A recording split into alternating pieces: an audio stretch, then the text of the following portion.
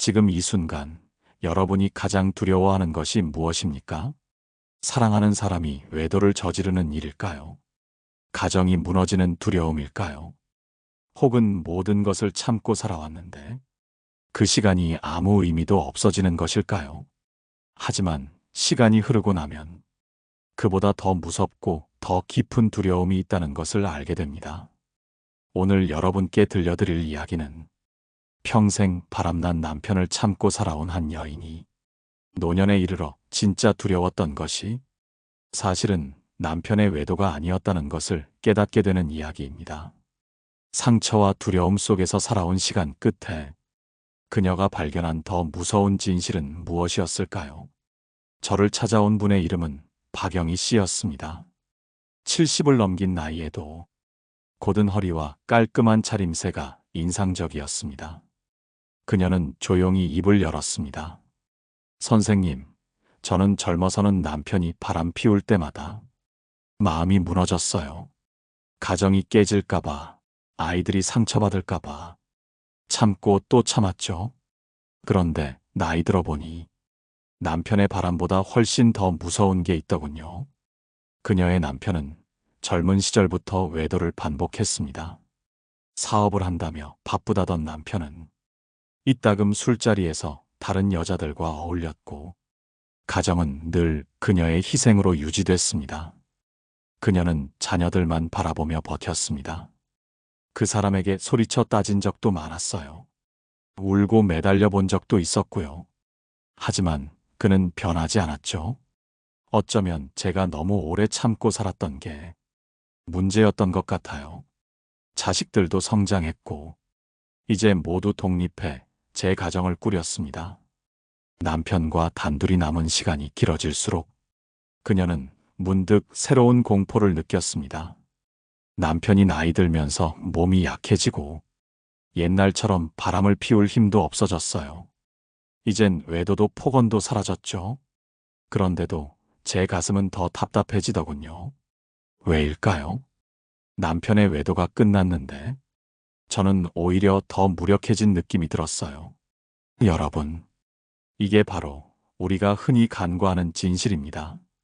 상대가 외도를 멈추고 잘못을 반복하지 않아도 내 안에 남아있는 수십 년의 상처와 공허함은 여전히 나를 지배합니다. 더 이상 남편이 무섭지 않은데 내가 내 삶을 잃어버린 시간이 두렵기 시작하는 겁니다. 박영희 씨는 그때서야 깨달았습니다.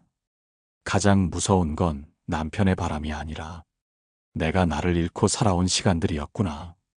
이번에는 그녀가 어떻게 이 두려움을 직면하며 스스로를 회복해 갔는지 그 생생한 여정을 이어서 들려드리겠습니다.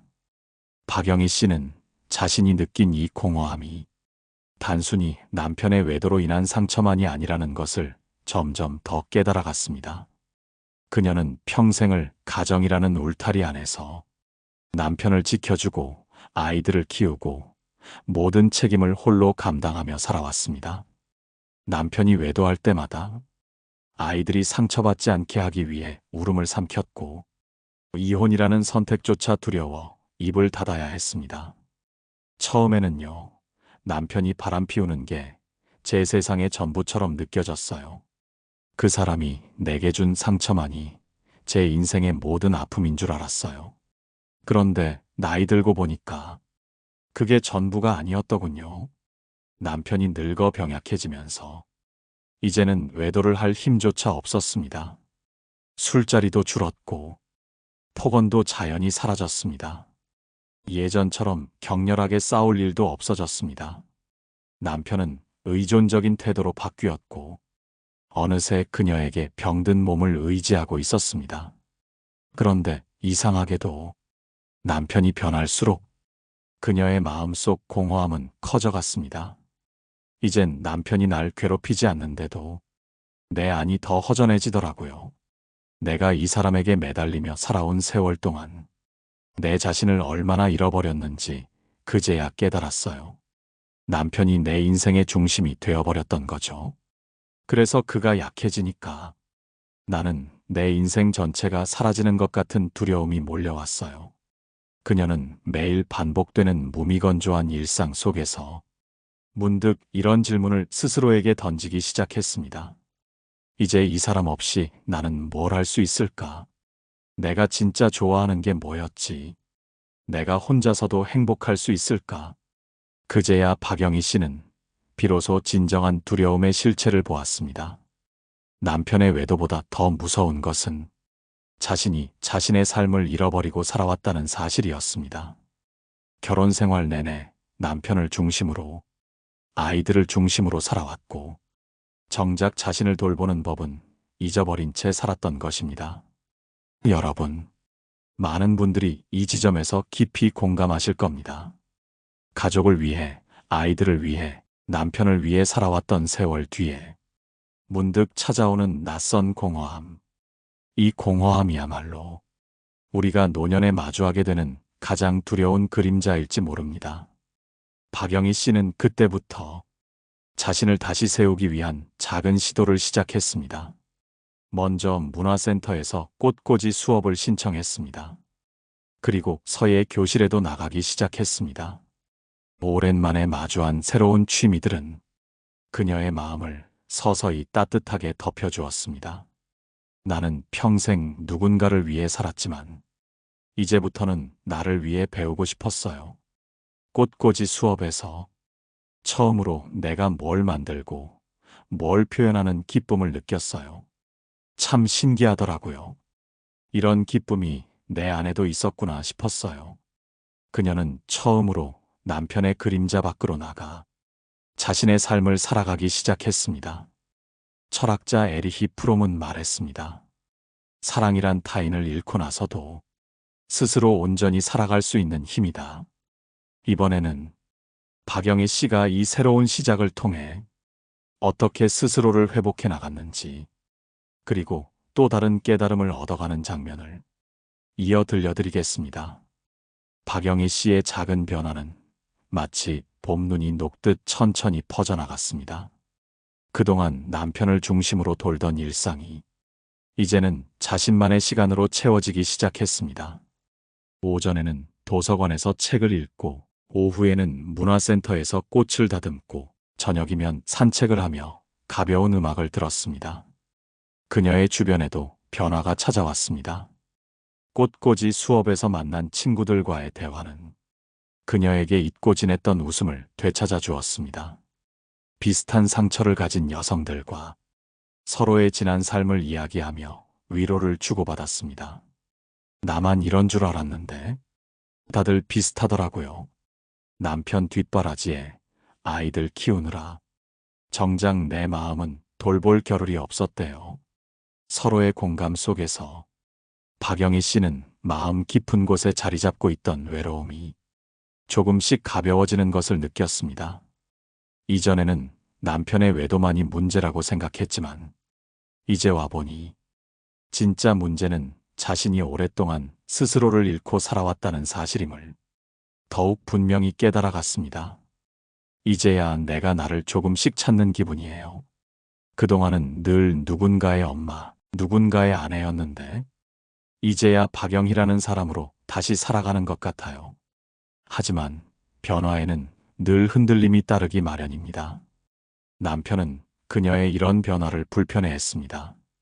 이전처럼 자신에게 헌신하며 살아주길 기대했지만 이제는 아내가 자신의 손을 벗어나 새로운 사람들과 교류하고 새로운 삶을 찾아가고 있으니 말입니다.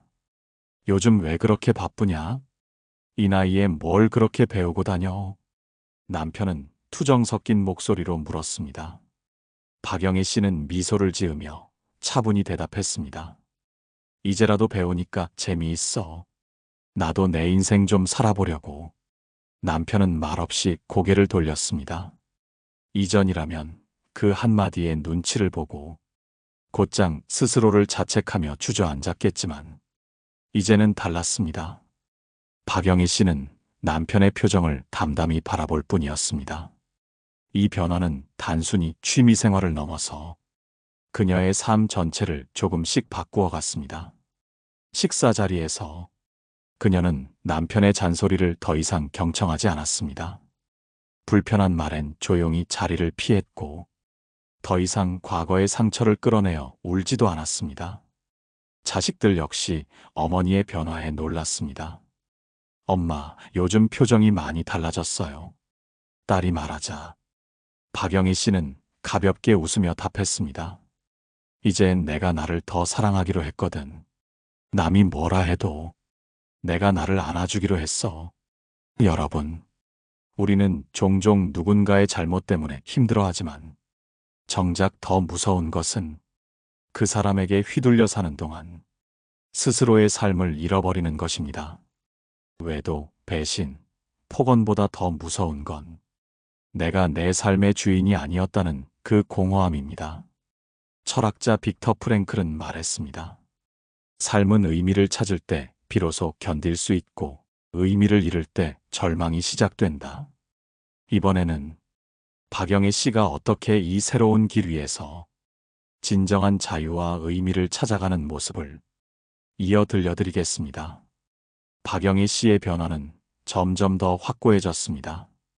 이전에는 남편의 눈치를 보며 하루를 시작하고 마쳤지만 이제는 스스로의 계획으로 하루를 열고 닫았습니다.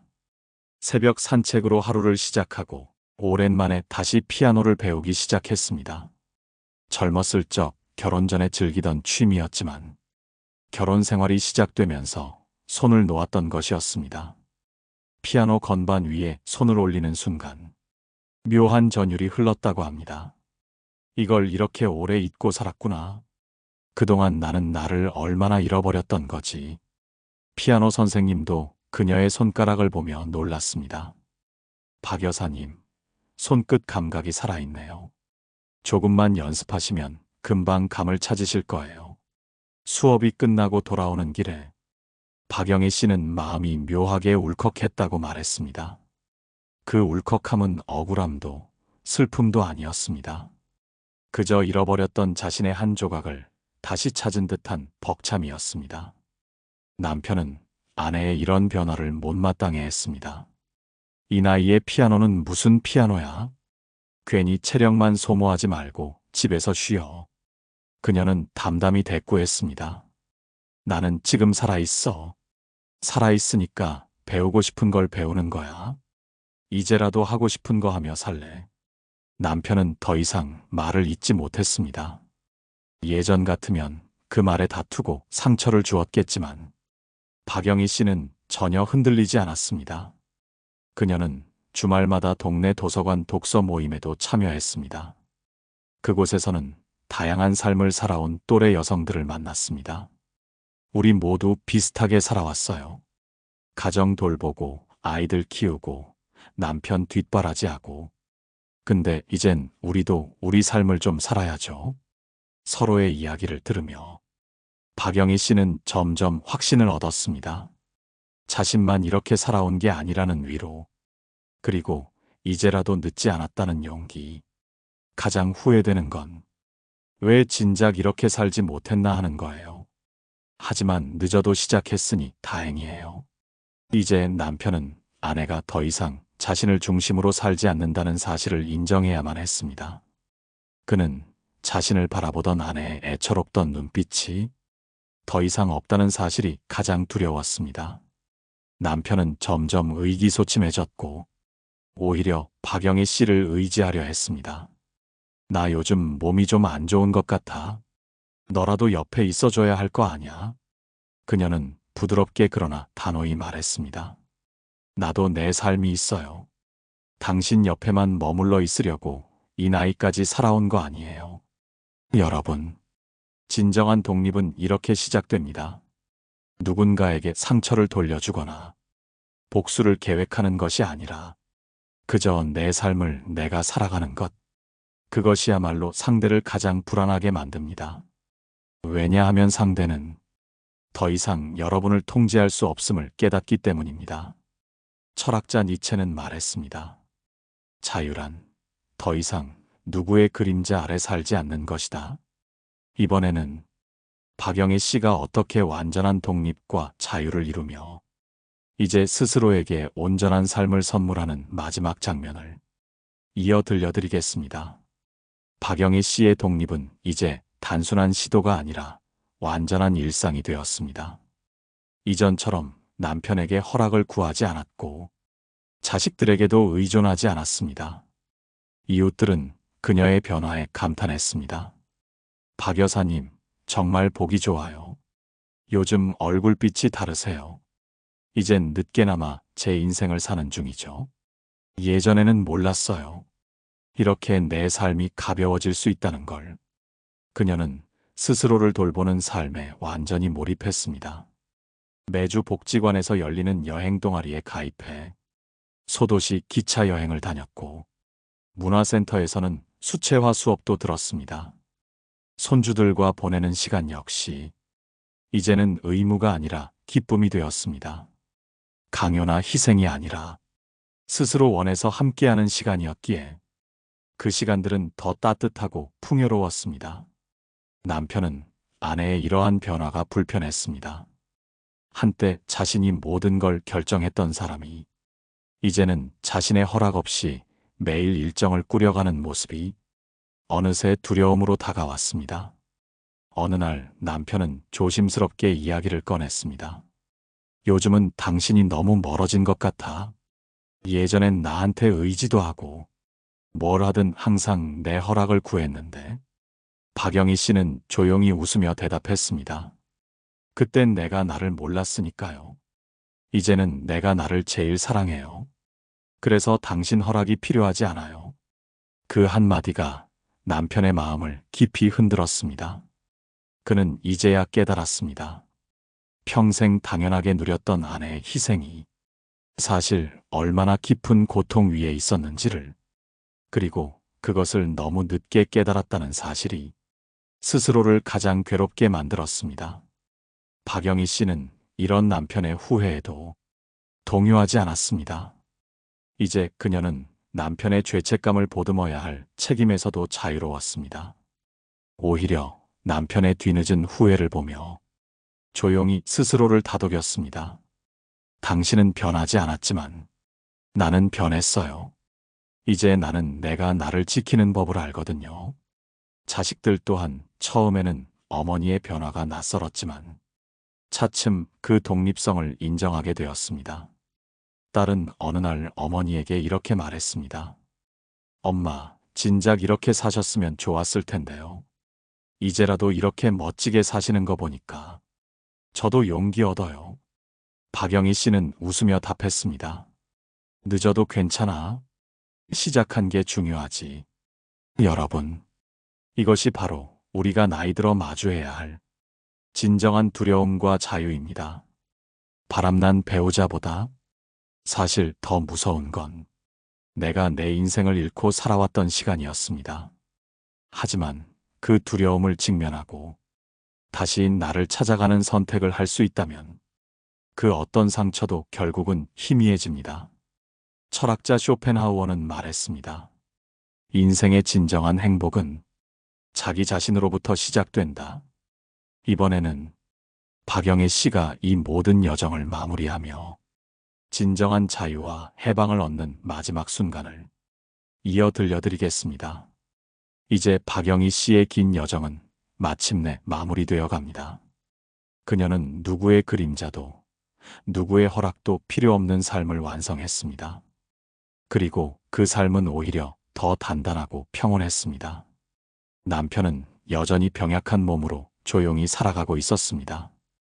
이제는 그녀에게 의지할 수밖에 없는 처지가 되었지만 박영희 씨는 더 이상 예전처럼 모든 것을 헌신하지 않았습니다. 필요한 도리만 다하고 남편의 감정에 휘둘리지 않았습니다. 이젠 내가 당신을 위해 살아주던 시절은 끝났어요. 나는 내 삶을 살아갈 거고 당신도 당신 몫의 삶을 살아야 해요. 남편은 더 이상 반박하지 않았습니다.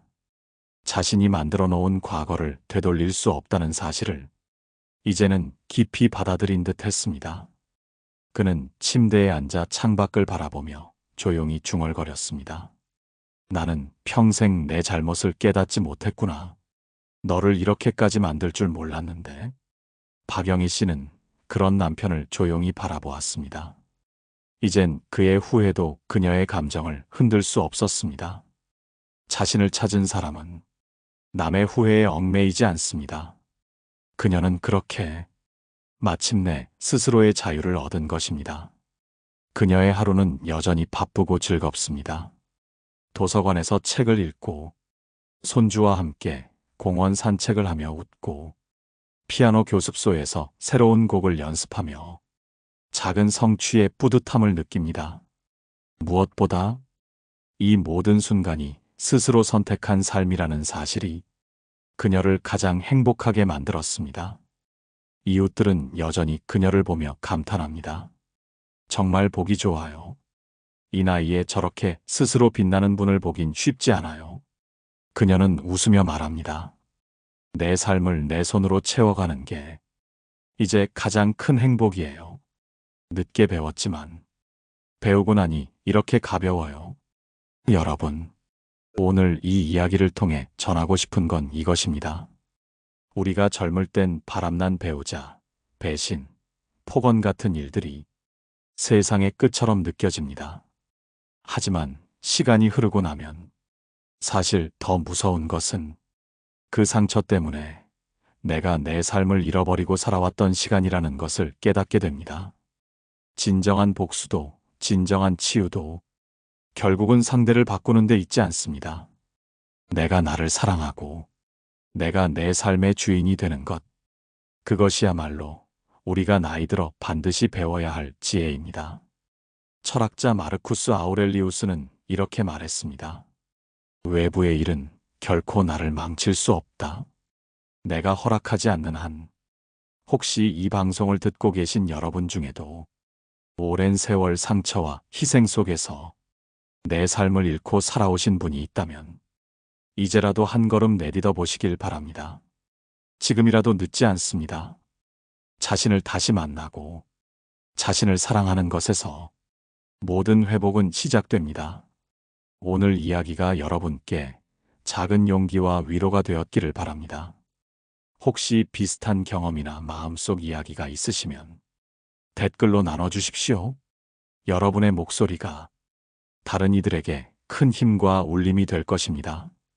좋아요와 구독도 부탁드립니다. 여러분의 응원이 이 채널을 지켜주는 가장 큰 힘입니다. 다음 시간에도 여러분의 마음을 어루만지는 이야기로 찾아뵙겠습니다. 언제나 여러분을 응원하는 노인 전문 상담사였습니다. 노후에 빛나는 지혜였습니다.